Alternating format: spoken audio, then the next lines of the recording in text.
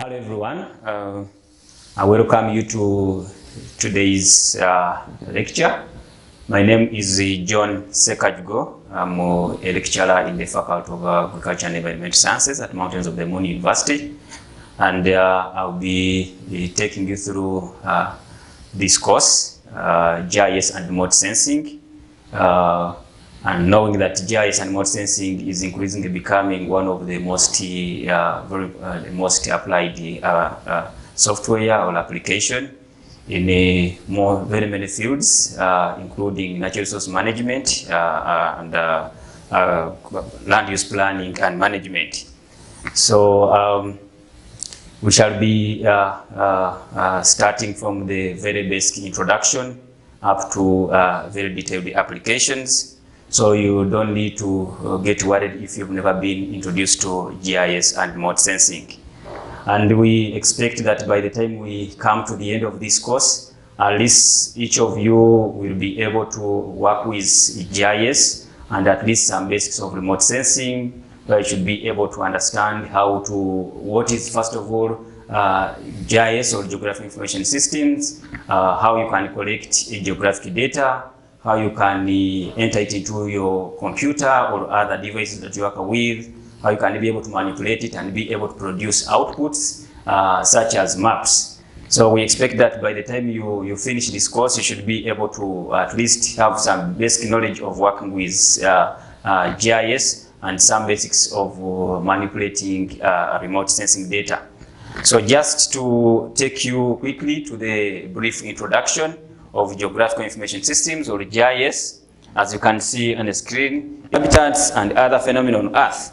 But then when we add on information systems, it's just a way of managing and manipulating the information digitally. So it means GIS is looking at how you can manipulate and manage physical features, including lands, but all other features also on the Earth. And if we just go by a brief definition, GIS is a system for capturing, storing, managing, of course, and presenting data that is associated with the Earth, data that is associated with location. So here, when we talk of GIS from the word geography, it means the information that we are talking about should be georeferenced, should be having a position value, should be, in other words, referenced on the Earth. Meaning if data or if your information does not have positional values, does not have coordinates, it does not qualify to be a geographic data from the word geo, which is Earth. So to qualify to be geographic data, it must have position values. So once we have data that has coordinates, in this case when I talk about position values, I'm talking about coordinates. So once your data has coordinates, then it qualifies to be called geographic data. And if it doesn't have coordinates, then it does not qualify to be geographic data. In GIS language, we call that one attribute data. So what GIS does, GIS or this system has the capacity to combine both geographic data and attribute data. Sometimes we refer to geographic data as spatial data. So when you see me referring to talk about spatial data, don't get lost, because spatial data is the same as geographic data. So all georeferenced data, all georeferenced information. So what geographic information systems do, they combine both spatial and attribute data for us to be able to make meaning of the phenomena that we study on Earth, or to make meaning of the physical features on Earth. So the system links both positional or location data with the attribute data, or what we call the non-location data, in order for us to be able to manipulate or to combine or to reference whatever we are studying to a specific place or position on Earth. So GIS also includes, of course, when we talk of GIS, it includes also people who operate these systems. So when we talk of GIS, not just think about data or physical features on Earth, but also people. When we talk about a system, we also include the people that manipulate these systems. The World Bank, if you go to the World Bank portal, you find a lot of GIS data, the UNEP, the FAO, but also private companies and industries involved in transport, in real estates, You have seen people talking about cadastral maps. You have seen people talking about producing land titles, surveying, and measuring distances. All this is GIS, and different companies can apply GIS in different fields. Yeah, government agencies like the Ministries of Water and Environment, those who are in housing, they also use GIS or geographical information systems. Of course, different authorities like municipalities, like cities, town councils, they also apply GIS. It can also be used by non-profit organizations. They also apply GIS. The academic and research institutions, like some of you now who are here studying and also pursuing your courses, you can use GIS both at the very basic level, for example, in your research, when you are doing your research in the fields, producing your own study maps, but also after this in really studying different phenomena on Earth. It could be hazard mapping, it could be land use planning and management, planning agricultural fields. So all these fields really need GIS, and that's why it is very important these days to teach students GIS irrespective of the fields. There are several possibilities under which you can work with GIS. They are very unlimited, but to mention a few of them, it could be an environmental impact assessment, for example, for the environmentalist. These days we have seen government, even in Uganda, encouraging all development partners or development projects to first conduct environmental impact assessments for their development programs. Environmental impact assessment really needs GIS. Resource management, if you want to plan your resource use and management, it could be in natural resource management like in national parks, but also it could be in your own agricultural farm or even in your own homestead.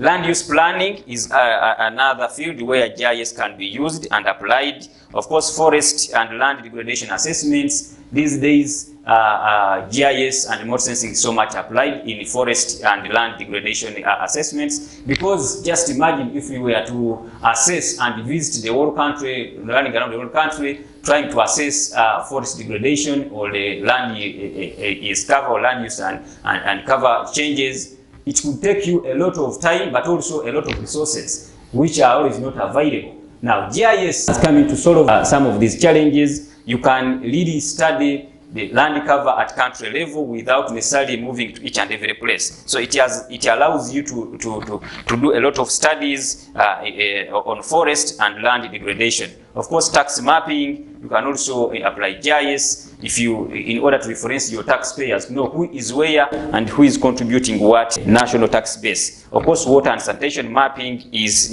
another field where you can apply GIS. Transportation routing, some of you have used GIS in your routes or route planning. These days it has been simplified to the extent that you can use GIS on your mobile phones. Some of you know what we call Google Maps and Google Earth. So you just have to Google on your mobile, and you are able to navigate to the place or find the place where you want to go. So it's really so much important in transportation routing. Most of the cars these days also now use GPSs. So what you see as a GPS is really GIS, because what it does is really to be able to give you locations of the place even if you are going there, and it can help you also navigate to such a place. Of course, urban planning is one area that uses a lot of GIS. These people who produce land titles, who do cadastral mapping, who establish boundaries of administrative units, they use a lot of GIS. There are, of course, several other applications under which you can use GIS.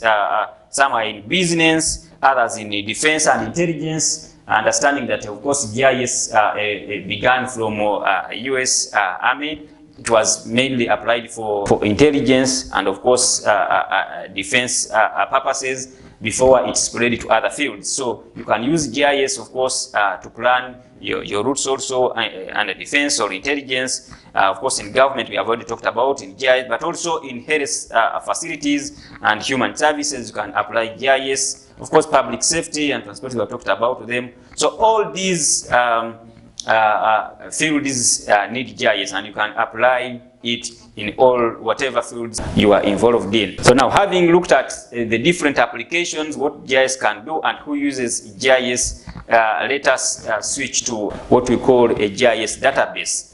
Of course, a GIS database stores information about the world as a collection of thematic layers that can be linked together by geography. So what we do when we are storing geographical data or geographical information, we store it in thematic layers. And when we are talking about a GIS, or when we are adding different information of different fields, we talk about layers. You know, a layer of roads, you know, a layer of settlements. So it's stored in thematic layers, and as you can see in this picture, of course, you can see here we have different kinds of layers. It could be roads, like you can see in this picture on the screen. It could be a polygon of woodland, for example, if it is land cover, you see shrubs. So all these are different layers of land cover, grasslands. So if you are talking about land cover, it could be a layer of woodlands, a layer of grasslands, or it can be just one layer of land cover,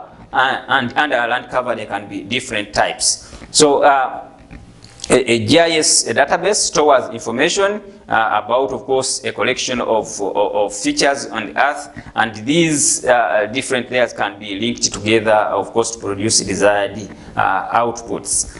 And there is also what we call about spatial data infrastructure, which is the technology or policies and standards, including human resources and other related activities that are necessary to acquire, process, and distribute different spatial data. And it's part of now of the many nations, including governments. These days, many governments establish their own spatial data infrastructure. It can be a university like Mountains of the Moon University establishing its own spatial data infrastructure, where you put different technologies, could be in terms of hardware like computers, but also software and human resource that is able to acquire, process, and maintain a collection of spatial data, both for its own use, but also for education purposes and the other stakeholders that would need such information. Okay. So let's switch then, after understanding spatial data infrastructure, spatial databases, but also what is spatial data and what it can do. Let's look at what a GIS process. How do you establish a GIS? What do you need, and what are the different steps you can go through to establish a GIS? The process can be summarized mainly in 6 steps or stages, where before you start a GIS or establish a GIS or think of a GIS, you need to know your problem. You need to define the problem. For what purpose do you need a geographical information system? Because it's not free. It comes with resources, it comes with money and human resource. You need the time to prepare for it. So you need to define the problem first of all. Why do you need a geographical information system? For what purpose? You know, what are the objectives? Why do you need it? And then after knowing, defining the problem and the purpose for which you need a GIS, you define the criteria. You know, how are you going to establish this GIS? How are you going to collect the information you need? What type of information do you need? How are you going to establish it? Where? Which are the factors you need? You define the GIS criteria. What kind of GIS do you need? How big should it be? Okay, and where? Now, after knowing that, then you start looking at the data you need, the information. So you build the data sets, the kind of information you need. You start building it, of course, collecting different, of course, partly from the existing repositories or directorate, but also from the real world, the field. You collect the data yourself. Of course, after, of course, building the data sets and importing them into your GIS system, you can now start analyzing this data for different purposes, of course, the GIS analysis, and start creating outputs on which decisions can be made. And when you make decisions, sometimes the decision will be maybe the system is not well established and you need to change it. Maybe it's not addressing the problem you had intended to solve and you need to redefine the problem. And in that case, you continue in a cyclic process. It's a process that doesn't stop, but it's a cycle where you keep modifying and defining your problems. Sometimes you keep getting new problems, and situations that need modifications and maybe that need adding other data sets. So it's a cycle that you as a GIS person need to keep in and working through. There are different, of course, types of spatial data. And one of them, of course, spatial data can be either in a vector format or a raster format. And where vector format, here we look at a series of course, data that is made of X and Y coordinates, that is really in form of discrete data and can be represented as either points, lines, and polygons. For example, when you talk of vector data, if you look at data that's made of lines, that is made of points, that is made of polygons. For instance, if you have roads, for example, roads are made of, are represented as lines. If you have settlement patterns within a country or a district, in most cases you will see points that are marked. Or sometimes if you are looking at like the boundary or a polygon of a land parcel, or a polygon of a district administrative unit, those will be polygons, others will be lines, others will be points. So all these kinds of data are categorized under vector data or vector format data. But away from vector data, we have also what we call raster data. And this is data that is made up of grids and cells. And mostly here we are talking about pictures, images, and photos. So whatever, when somebody talks about data in terms of a picture, in terms of a photo, in terms of an image, here you quickly know this is raster data, because this is data that is made up of grids and cells, or what we call pixels. And if some of you, if you look at your cameras that you use to take pictures, in most cases, if you look behind your camera or in your specifications, you will see something not like pixel size of the camera. And the quality of the picture that comes out of that camera is determined by the pixel size. That's why we get here the word cells. And these cells or grids define the quality of the image that you are producing.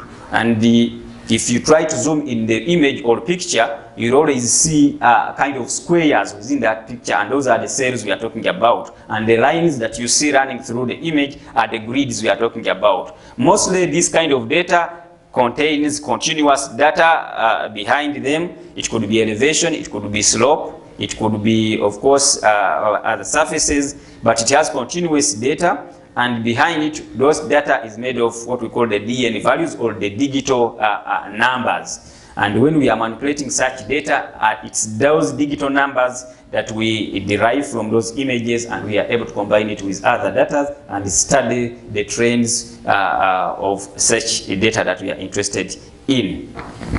And away from that, of course, we have also what we call tessellations. And these are partitions of space into pairwise disjoint cells that together make up a complete study space. And here when we talk about tessellations, or these partitions of space, they could be in terms of land parcels that you can be able to divide under different units, but together can be studied to understand certain phenomena on Earth. And having seen about types, of course, spatial data, together they form lines, so they can be either lines, and when you combine and join the lines together, they form polygons. So they can either be points, lines, or polygons as illustrated. As I said, of course, a point, one point is the simplest element that can be shown, and when you combine different points, you form lines, and if you join lines together, you form polygons as illustrated. So of course, as engineers, we always need to symbolize spatial features in order to be able to associate attribute information. And we can classify different features into different dimensions, of course. Each classification of dimension is what we call a conceptual classification, as seen. So for each of these data formats or spatial data formats, there are different disadvantages and advantages. Of course, one of the advantages of vector data being that you can make accurate calculations, because you can do measurements yourself in a real geographic space and be able to calculate very well. Assuming you have a polygon, you can be able to calculate yourself and get accurate results. Like these people now who go in the field and do the land mapping or the survey, they are able really to get near real values from the field. Of course, the vector data also gives you better visualization. Remember, you can zoom in and see the data and analyze the details, which is not the case with raster data, as you always lose clarity as you zoom in. Some of you have taken pictures and realize when you zoom in, you'll always lose the clearness of the picture. Of course, vector data is also a compact data structure. It requires small storage capacities. Although it's complex data structures and cannot handle remotely sensed data. So if you have to go to the field and do real-time measurements, of course it will come with limitations, which is not the case with raster data. So with raster data, it is simple data structure because it has also continuous additive numbers or values. It can display and manipulate remotely sensed data. You can deal with images. These days, there are different agencies that provide satellite imageries that you can use to study about a space or an area or a phenomena without necessarily reaching there.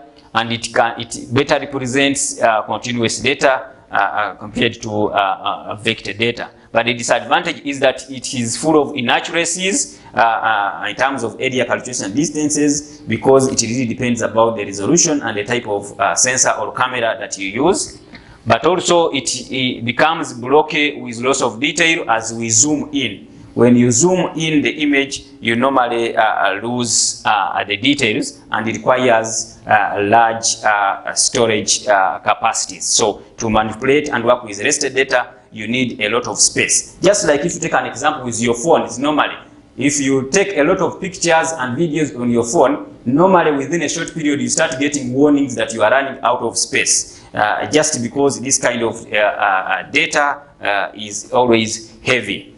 So just to end with different examples of spatial data layers, I talked of lakes, for example. In this case, it could be lakes, it could be rivers, there could be points, there could be roads. In this case, it could be capital city layers or administrative units, are different layers, as you can see. So this brings us to the end of our first lecture. And when we come back next time, we shall look at different spatial data sources and the data collection using different GIS devices like GPS. Thank you very much for listening, and I look forward to meeting you again in the next video. Thank you.